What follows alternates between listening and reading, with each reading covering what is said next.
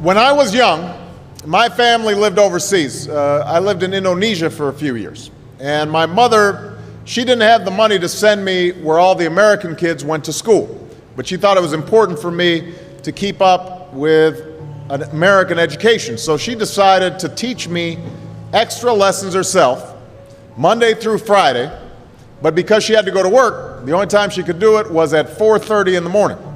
But whenever I'd complain, my mother would just give me one of those looks and she'd say, "This is no picnic for me either, Buster." So I know that some of you are still adjusting to being back at school, but I'm here today because I have something important to discuss with you. My father left my family when I was 2 years old, and I was raised by a single mom who had to work and who struggled at times to pay the bills and wasn't always able to give us the things that other kids had. There were times when I missed having a father in my life. There were times when I was lonely and I felt like I didn't fit in. So I wasn't always as focused as I should have been on school. And I did some things that I'm not proud of. And I got in more trouble than I should have. And my life could have easily taken a turn for the worse. But I was lucky. I got a lot of second chances. And I had the opportunity to go to college and law school and follow my dreams. My wife, our First Lady, Michelle Obama, she has a similar story. Neither of her parents had gone to college, and they didn't have a lot of money. But they worked hard, and she worked hard so that she could go to the best schools in this country. Some of you might not have those advantages. Maybe you don't have adults in your life who give you the support that you need.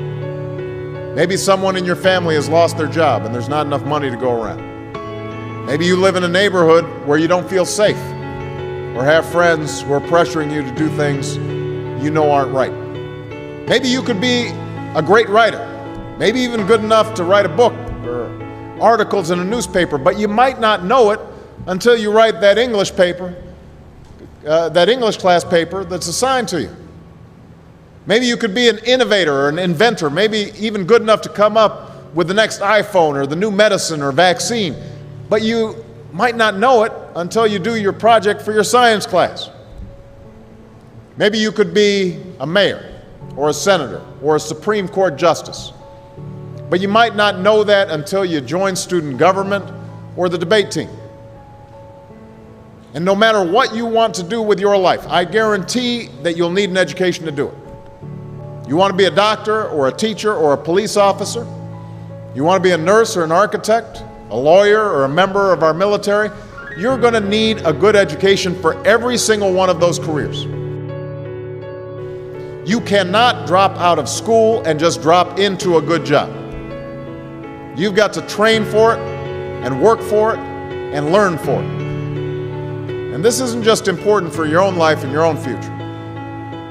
What you make of your education will decide nothing less than the future of this country. The future of America depends on you. What you're learning in school today will determine whether we as a nation can meet our greatest challenges in the future. You'll need the knowledge and problem-solving skills you learn in science and math to cure diseases like cancer and AIDS, and to develop new energy technologies and protect our environment.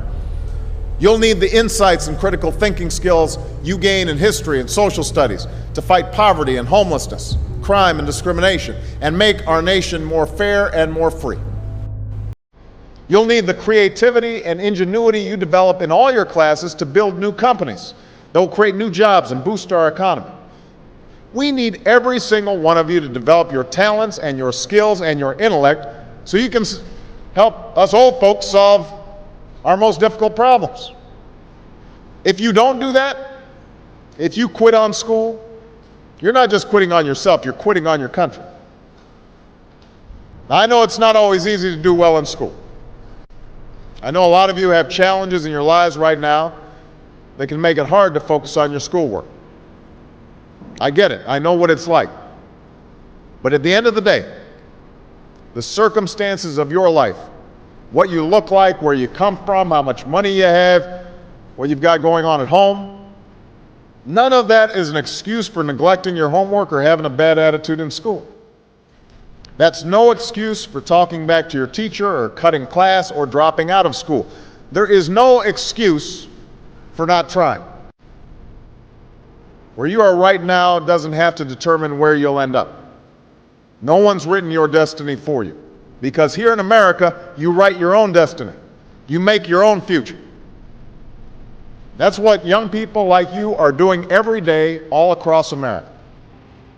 That's why today I'm calling on each of you to set your own goals for your education and do everything you can to meet them.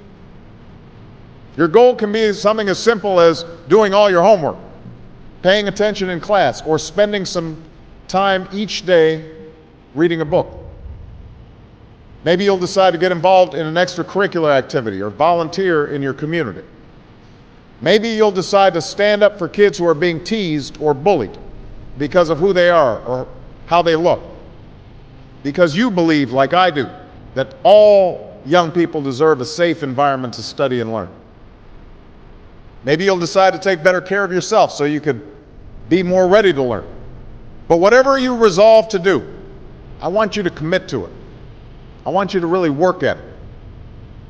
I know that sometimes you get that sense from TV that you can be rich and successful without any hard work. That your ticket to success is through rapping or basketball or being a reality TV star. Chances are you're not going to be any of those things. The truth is, being successful is hard.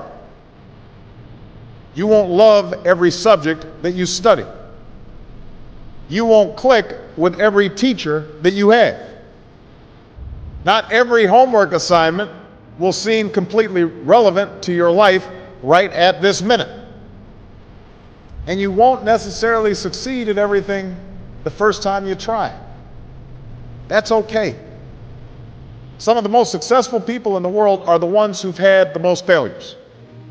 J.K. Rowling, who wrote Harry Potter, her first Harry Potter book was rejected 12 times before it was finally published. Michael Jordan was cut from his high school basketball team. He lost hundreds of games and missed thousands of shots during his career. But he once said, "I have failed over and over and over again in my life, and that's why I succeed." These people succeeded because they understood that you can't let your failures define you. You have to let your failures teach you. You have to let them show you what to do differently the next time.